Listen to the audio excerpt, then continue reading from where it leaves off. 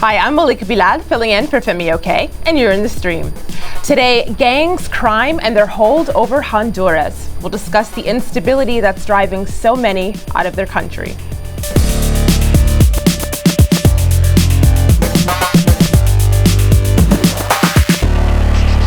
With me is digital producer Omar Badar, looking out for your live feedback. Omar, what are you seeing so far?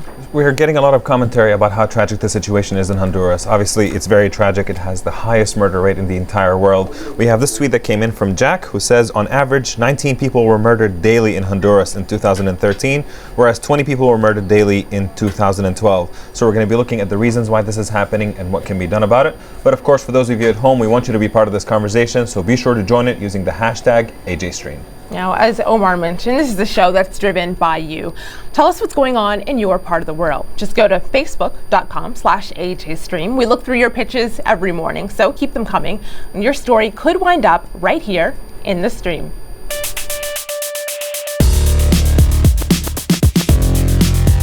I am Diego Ramiro Velar. I am the Secretary of Foreign Relations of PRO Party, and I am in a stream. How do you live in a country overrun by street gangs and crime? Many Hondurans, especially women and children, are simply deciding to leave. The country is often referred to as the world capital of murder, and the threat of violence is worsening. Endemic problems like drug trafficking, extortion, corruption, and inequality continue to drive more and more Hondurans out. Many hire coyotes, or people smugglers, to lead them some 2,300 kilometers to the United States. Of the more than 50,000 child migrants who've recently made it to the U.S.-Mexico border, the majority are from Honduras. Last week, planefuls of mothers and children were sent back to the country as part of the U.S. government's efforts to stem illegal immigration. So today, we want to talk about the impact crime is having in Honduran communities and understand the type of conditions so many are fleeing. To help us talk about this is GERARDO Torres. He's a journalist in Tegucigalpa, Honduras. Also in Tegucigalpa is Kurt Verbeek, co-founder of the Association for a More Just Society. That's a faith-based group that works in part with the government to address social issues. In Mountain View, California, we have Dana Frank, a professor of Honduran history at the University of California, Santa Cruz. And in San Salvador, we have Hector Silva. He studies organized crime and gangs at the American University Center for Latin American Studies. We're going to start with GERARDO, who's coming to us on the phone from Honduras. GERARDO, I'd like you to paint us a picture for our international audience of what daily life is like, a life that to so many people, women, children included, the idea of an expensive, arduous, dangerous journey to the U.S. is better than staying put in Honduras. Well, hi, thank you, Jazeera, for the invitation, and hello, Dana, and the other two compañeros that are today with us. So a couple of days ago, I heard this announcement in which some politician of the United States and another politician of Central America speak to the TV and said, please, the fathers and the mothers of the children, stop sending your kids to the United States. And it was kind of weird to see that, because they're trying to put it like it's an option, or it's a decision that families take all together in front of the TV, and they say, go ahead and risk your life and probably get killed by a train or murdered along the way just to get to the United States. The reason why people from Honduras and from all Central America, especially Guatemala and El Salvador, make the decision to go in such a dangerous trip is because that dangerous trip is less dangerous than living in a country in which 95% of all crimes are not investigated. And in a country like Honduras, where every day 20 people are killed violently without police not making any action or the government saying anything. We are talking about, we live in one of the dangerous countries in the world, and we are not at war. We have thousands of people killed each day, and none of those murders are investigated. So when you live in a country where there's no law, and where anybody who has a gun can impose their law over you, then going on to the United States and facing the desert and the sun and the organized crime and the gangs, it's not too dangerous as living one whole day in Tegucigalpa or one whole day in San Pedro Sula. Gerardo, personally, have you been a victim of violence, or you or a family member or a friend? I think that there's nobody in Honduras that hasn't had a family member that hasn't been killed or hasn't been robbed or hasn't been abused by the police or the military forces. I really don't believe that there's a citizen in the country that doesn't know at least somebody who has been a victim. Yeah, in my case, I have been victim of violence, and in the last 5 years, I have buried lots of my best friends that have been killed for political reason or just because they wanted to steal their cell phone or they just want to steal their car. And it's not very difficult for a Honduran to visit at least one time a month a funeral or being part of this murder way of life that we have been condemned by the actual government, and with the support of the United States, it keeps on supporting governments like this in Honduras and other places of the world. So we have a video comment here that came in from Stanislaus from California. Let's take a listen to it. The citizenry no longer feel that they can choose, that they have involvement in their institutions. They cannot go to the police, ask for protection with the gangs, because the police cynically are involved with the gangs or are intimidated by the gangs. So, Kurt, how widespread is this problem right now? I mean, that you can't even go to the police for problems. Is this something that is pretty much widespread throughout the country? Yeah, even in the most rural communities. I was just going to say we had 2 people in our office in the last month that give a very good example of what the last comment just said. Last week we had a woman in our office who had a place that sold chicken in one of the communities where we work. And so it's a little tiny restaurant, has 2 employees, and the gang member have been extorting her and the people on each side of her. And they showed up last week on a Tuesday and they firebombed the store. Now she doesn't know why, if it was because she says they hadn't showed up for a couple of weeks to charge her the money. So if it's because she didn't pay, but she said I would have paid if they would have showed up. I didn't know what to do, so I just was waiting for them to show up. But now she doesn't know, should she open the store back up? Should she leave the community? Should she leave the country? So one very simple example of the choices that these families have to make.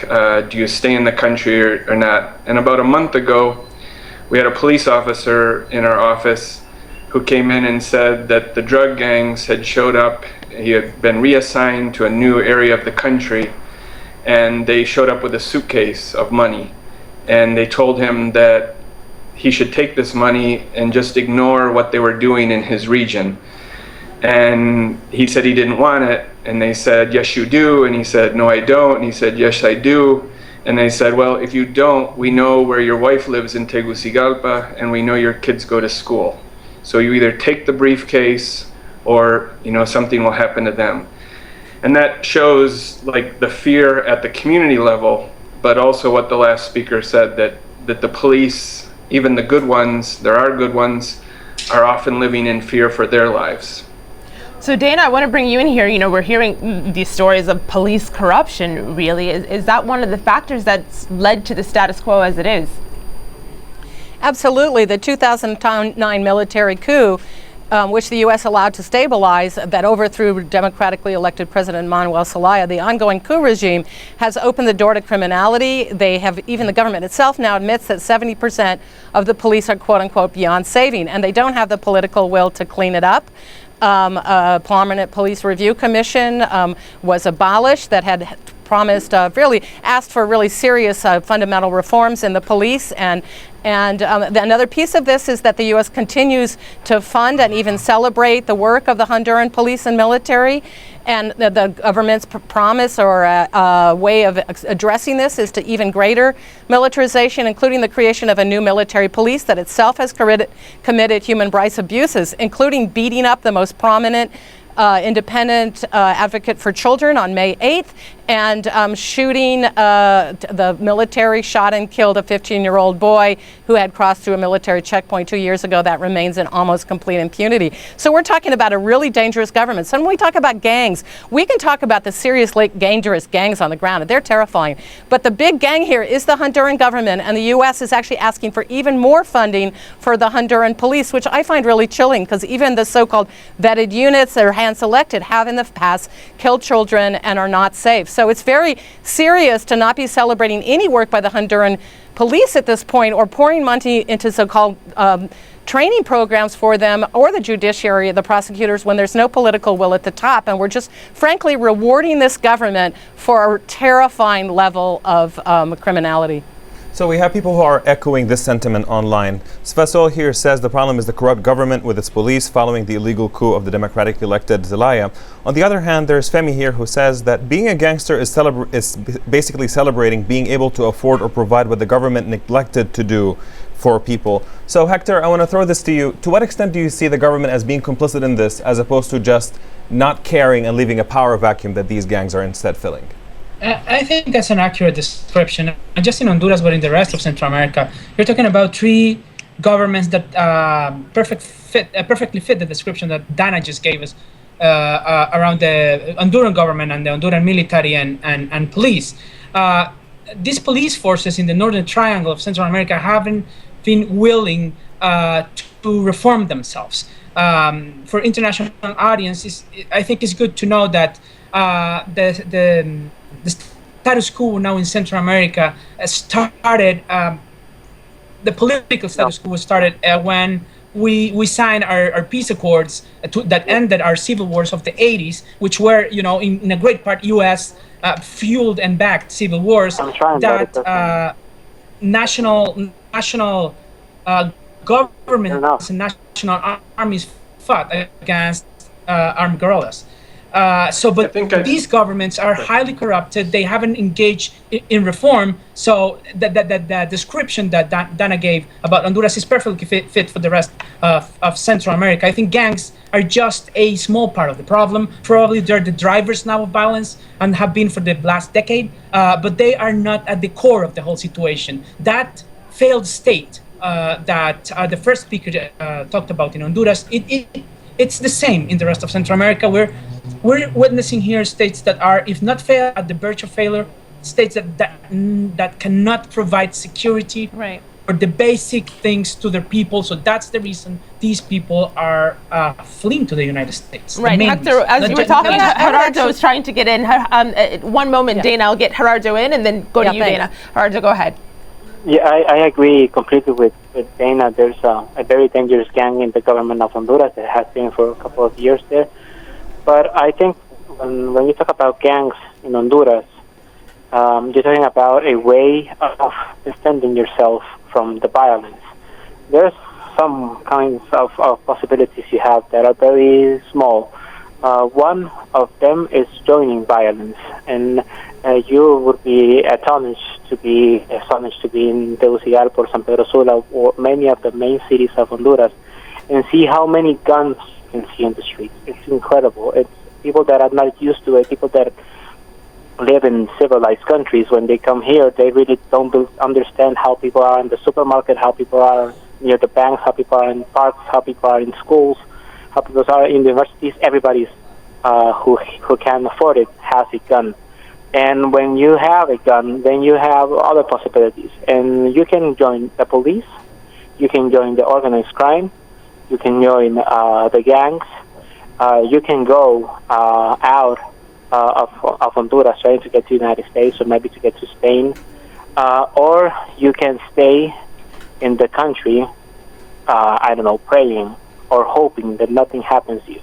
The possibilities, the probabilities of that to happen are very low. That someone who doesn't have a weapon or someone who doesn't being part of being a police officer or being protected by the government or being part of a gang is obviously more, in defense in front of violence. And that's for men. And if you're a woman, you're in bigger danger. And if you're young, you're in a bigger danger. And if you're a young woman, you're in a horrible danger. We're talking about every 14 hours a woman is killed in Honduras, and none of those crimes are investigated. Those So, are when incredible people join stats. I violence, actually want to even when- pause you there just to get the impact of what you're saying. I wrote this down. You have to hope that nothing happens to you. And if you're a woman, it's worse. And if you're a man, if you're a child, it's even worse. So I want to go to my computer now to show exactly what it is for the children. This is research from pewresearch.org. And this is a map showing Honduras. Now, these blue circles, the larger the circle, the more unaccompanied children that head out of the country and to the U.S.-Mexico border. One of the cities you mentioned, San Pedro Sula, is right here. This is Tegucigalpa, where you are speaking. This is San Salvador in El Salvador, where Hector is speaking from. So you can see the numbers, more than 1,000 children in San Pedro Sula leaving that city. But Dana, I want to go to you because you were trying to get in. I want to hear what you had to say. Oh, I just want to underscore that we have to actually fine-tune our analyses and not lump all these different countries together, because both Guatemala and Honduras are certainly governed by extremely dangerous and criminal leaders. But there's actually a new government in El Salvador that does have the political will, and I think the top issue here is political will. There is new political will by the new government of El Salvador, and actually the murder rate has gone down since 2010 in El Salvador. And the big exception is Nicaragua, which even The Economist magazine recently wrote an article celebrating the Nicaraguan police. They have community-based police that are trusted by the community. They don't have the same problems with gangs and cartels as the Northern Triangle countries do, and they're not sending kids to the United States in the same way at all. So it's also really important to make these kinds of distinctions. It's not just sort of random tragedy happening, but it's a direct result of who these governments are and what U.S. policies are toward them. So Malika, we put out the question of essentially why young people are turning to gangs in Honduras, and we're getting varying reactions. Agela here says that she thinks most of the gang members are street kids. The only way that they found protection is to be part of a gang group, and so gangs become families. On the other hand, Femi says poverty causes maladjusted parents to have maladjusted kids, who in turn have become maladjusted adults who then become gangsters. So Kurt, I want to throw this to you. Which of these two do you think is a bigger contributing factor? Is it the lack of security that turns people to gangs, or is it lack of economic opportunity?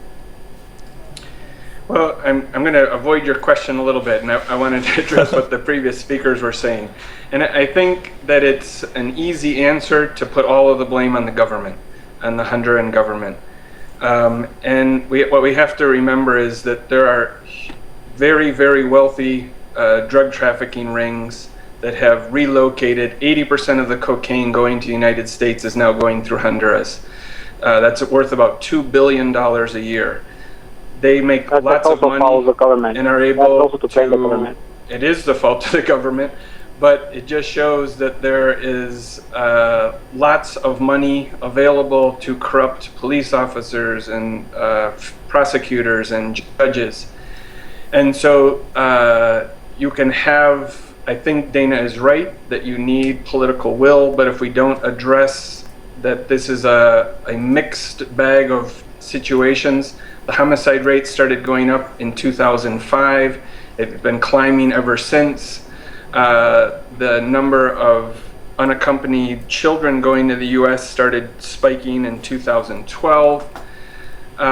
So I think if we push this drug trafficking out of Honduras, it's just going to relocate to another country, whatever is the next easiest country. So if we just blame the government and say we just have to change or fix this government, that will fix the problem. It will only reduce the violence in Honduras, and we'll end up pushing it back into the Caribbean or probably into Guatemala, Belize. Right. Well, Kurt, I want to bring Hector in on that point that you're making. Hector, is this spillover from the drug trafficking war in Mexico and Colombia? Are we seeing the effects of that? Yes, I think actually it makes sense to say that it's not just the governments we have to talk about here. It's about the states themselves, societies, states, the Guatemalan state, the Salvadoran state, the Honduran states. Those are the ones that have failed their own people, and by state I mean not just the government, the private sectors that haven't been able to generate any economic growth for a decade or more than a decade. That have private sectors that have been willing to perpetuate inequality as a form of living and as a form of conducting business or conducting the economy in these countries with governments that have been very permissive with them. So countries with high inequality, a lot of poverty, and this situation of security, which of course have a lot to do with what's happening in the drug markets in the United States and in the drug trafficking map in the Americas, gives you this time bomb. So what we're talking about here is failed states, not just bad governments, corrupt governments. So in the case of El Salvador, maybe the new government has political will, but it will have to confront a situation of a state that's on the verge of failure. So it will take really a lot of will to address issues like corruption within the police, corruption within the army, and to engage in real negotiations with private sectors in order to generate and in negotiations with the most powerful partner that we have here, which is the United States. And now that dialogue has been just one way. The United. I would also like to talk about the economic. Sure. Hector, I think that. Can I talk about the economic issues here? Hector, it looks like you sparked something. Dana wants to say something. It sounds like Gerardo also wants to say something. But I want to get the community in because they are waiting patiently through Omar. Omar, go ahead. Yep, we actually have a debate going on online on the U.S. stroll, if we can switch gears to that. The Jackal here says that the U.S. deporting illegal immigrants back to Honduras gives them no other option than to join gangs. On the other hand, on Facebook here, Mike says, quit looking to the U.S. as a punching bag / scapegoat. Take responsibility for your own failures in your own countries. So, Dana, what do you say to people like Mike here who feel like each country should solve its own problems and that the U.S. takes way too much blame than it really deserves? Well, two things. One is we have to talk, we do have to talk about this whole drug consumption end of this. The demand is driven by the United States. That's the first thing. The second thing, though, we also have to talk about U.S. support for economic policies in these governments through international lending organizations and the Central American Free Trade Agreement that are actively destroying jobs. They're promoting privatizations, mass government layoffs. In fact, the IMF just said we're helping the government lower its wage bills.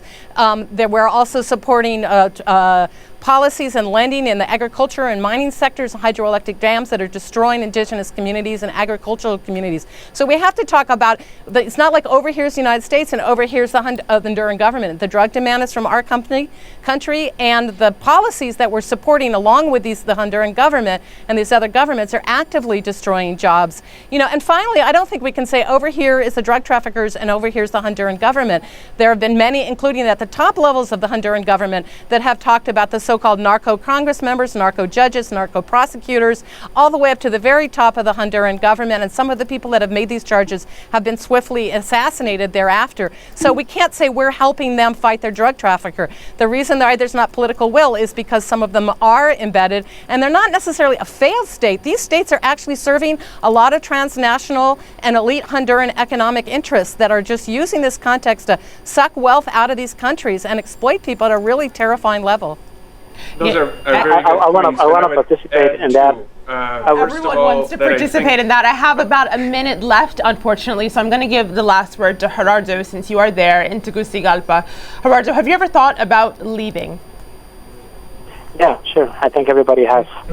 But as Mike says, you have to take responsibility for the things that the country has to solve. And many of the problems that the country has right now has been supported and has been promoted by the United States. Gerardo, I'm going to have to leave it there. We're going to pick that thought up in the post show. You said everyone has. We're going to start in the post show. That's all the time we have for now. On the next show, are Ireland's mother and baby homes a black mark on the country's history? The government has announced an investigation, but is that enough? That's Tuesday's show, but for now, stay with us. The post show in Honduras, very heated, is at stream.aljazeera.com. We'll see you online.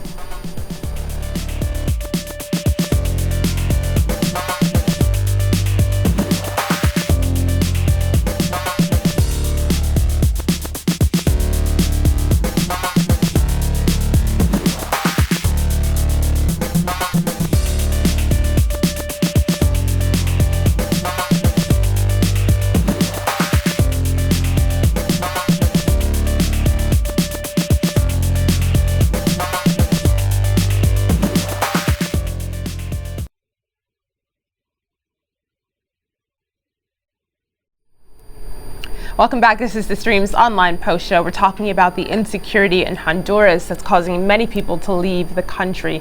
Let's get right back to the conversation. Right before we headed into the post show, Gerardo Torres was giving us his thoughts. Gerardo, I had to cut you off because we were literally at the end of the program, but please continue. Yeah, well, you asked me if I would like to leave, and I think that every Honduran citizen has thought of that sometimes. But there's somebody has to try to fix this, right? Somebody has to try to do something different in Honduras. And for Mike and for the people that write and say that we have to be accountable for our country, we are. The thing is that we have a government that pays for lots of many of the bad things that happens to us and supports many of those things. And it's interesting that the United States and people from the United States think that people want to risk their lives just to see how the United States is. It's not true. People go out here because part of the politics of the United States, of the international politics of the United States, has made it unbearable to live in these countries. And the thing that I always see that is interesting is the United States seems to have a magic wand to say which citizen movement is correct and which one is not. They support a citizen movement in Egypt, but they say that a citizen movement in Honduras was incorrect. The United States has this. They think they have the possibility to say whose people are correctly asking for democracy and who are not. The United States has support for many years, not for 10 years, not for 20, for 50 years. Corrupt governments and very violent governments that what have they done is to attack the people of Honduras and take us to the situation that we are right now. So back to the question of what policies are actually needed to make the situation better there. We put that question also out online to get people's reactions. Saeed here tweeted in saying that the right policies that are needed include specialized secret border operations, border control, airspace control, so you can see that there's a lot of emphasis on security. On the other hand, Azuka says that what's needed is educational empowerment, employment, and engagement. So I attempted to ask this of Kurt earlier on, but I'll throw it to Hector this time. At least Kurt was nice enough to let me know that he was going to avoid the question altogether. But Hector, which do you think is the right approach to try to address things as a first step? Do we have to look at this from a security perspective, or do you think an economic perspective as a way to find a solution? I think if the U.S. keeps looking at this just as a law enforcement problem, it will keep failing in their attempts to deal with the issue. Talking about immigration, just about immigration, Congress in Washington has been trying to address this as a law enforcement issue, and everything you listen to in Washington has this accent. Build more fences, send drones to the border. That won't do it, because the people that is already in the United States, participating in the U.S. economy and being part of the U.S. society in a perfectly legal fashion and manner, will keep sending money there to their home countries to bring their children in. These are U.S. citizens. These are U.S. legal residents. These are people that's part of the U.S. economy. This is a social problem, issue. This is an economic issue. This is a humanitarian issue for the United States. And now it's a political issue. Guess what? Presidents of the United States are being elected with the votes of these people. So if Congress in Washington keeps addressing this as a law enforcement issue, asking for more planes or fences, it will keep being the mess that it is right now. So Kurt, I know you've been trying to get in for a while. Please go ahead. Okay, I just 3 quick points, or I'll try and make them quickly. One is, I think it's dangerous to talk about, to overgeneralize about the Honduran government, and that everybody in government, that all the police officers, that all the prosecutors, that all the judges are bad. And you can imagine what that does to the morale of whatever percentage of the good ones there are. So I think that being more careful and more precise with our language is important. Second piece is that the US government has been pressuring Honduras and whatever country the drugs are going through to crack down on it all. Well, I teach college students, and I ask them, how many of you, if I gave you a couple $100 and 4 or 5 hours, could buy cocaine in whatever city we're in? And nearly all of them raise their hand. Like, they know where to buy coke or they know somebody who knows where to buy it. Like, how is it possible that you know, and that the cops in Chicago and LA or wherever don't. And so we are pushing these Central American countries to stop all of the coke coming through, but it often feels to me like we're turning a blind eye once it gets across the Texas border. And the last point I want to make is that it seems very clear to me that that this is a violence-driven problem. And I hope you could put up a graph that we sent you. But the number of Mexicans that were coming across in 2009, 2010 into the US were like 16,000, 13,000. There were about 1,000 unaccompanied minors from Honduras in 2009, 2010. This year so far, there were 12,000 Mexicans. So there's less Mexicans crossing the border than there was in 2010. But there's 16,000, 16 times more Hondurans coming across. And almost the same is true in Guatemala and El Salvador. So if this was an economic flight, if these were other issues, there would be, I mean, if it was Obama policies, there would be thousands of Mexicans also going across the border. But it's all Central Americans, mostly Hondurans, and I think that shows that it's the violence that is pushing these kids out. And not Obama's policies, not poor education or economic issues. And so Kurt, we need to focus on the violence. Many of these children. I just want to take it. I want to take this quickly back to the children. Can I get a word in here? Kurt mentioned the children, and so I want to take this back to them. You work with many of them, Kurt. Do you have any hope at all for a different future? Well, I think that's where the other speakers are mostly right. That it's going to take the Honduran government, along with U.S. assistance, to have the political will to confront this. And it's not going to be easy, it's not going to be fast. But I mean, we have 11, 12-year-olds who are coming to us and say they get beat up every day when they leave school if they don't join the gang. And their parents are saying, we got to get them out of here. And so they're joining the gang because the gang is distributing drugs in the neighborhood. The gang is distributing drugs in the neighborhood because that's how they pay the mid-level drug people. The police and the authorities are turning a blind eye, some because they're corrupt, some because they're afraid. So this whole issue needs to be addressed head on, and it is, as Dana has been saying, it's going to take political will, which has to be built. Dana, I know you want to jump in here, but I just want to mention a couple of tweets that just came in during the show and get your thoughts on them as well as you respond to this. We have the Jackal here who, talking about the Honduran government, says, honestly, I think they are trying their best, but without cracking down on the gangs, any efforts made tends to be useless. And Bengal also just tweeted in saying, fighting gangs and organized crimes takes more than just talking. So my question to you, as you respond with whatever you wanted to say as well, is do you also think that the current government in Honduras, is there a chance for reform within that government, or do you think that that's a hopeless cause?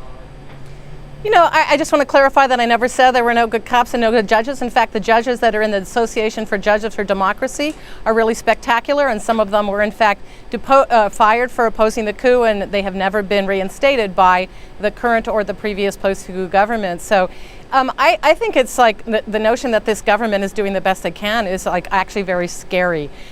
They have actively transferred out prosecutors that were trying to investigate high-profile cases last summer. They beat up. This is a government that has allowed the beating up of the leading advocate for children, and I think we really have to talk about a United Nations commission like the Commission Against Impunity in Guatemala that will really take this on top to bottom. Small units sponsored by the United States are not going to do this.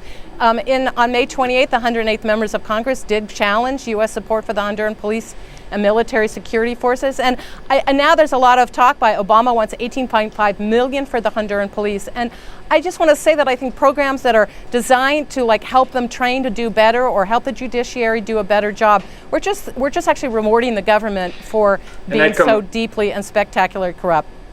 I really agree with Dana I would also there. say that, I also want to say that, you know, a lot of this money that's also pouring in for NGOs, including US-based NGOs, for programs like gang violence or police training. We don't know anything about who that money is actually going to. Some of that is working very closely, the State Department. You know, we know about the AID Twitter standard in Cuba, where the US was using these kinds of programs on the ground to build opposition to the Cuban government. So we actually don't know about the effectiveness. There's no transparency, there's no metrics for these other kinds of aids on the ground, while meanwhile, these spectacularly brave human rights defenders and human rights groups in Honduras are under tremendous threat and death threat and not getting their protection that's been mandated by the Inter-American Human Rights Commission. The Honduran government itself and military just threatened Annie Bird of Rights Action, who has been on this show, who has been one of the key people documenting, along with so many brave Hondurans, human rights abuses by the military and police and private actors on Honduras, and the State Department has said not a word.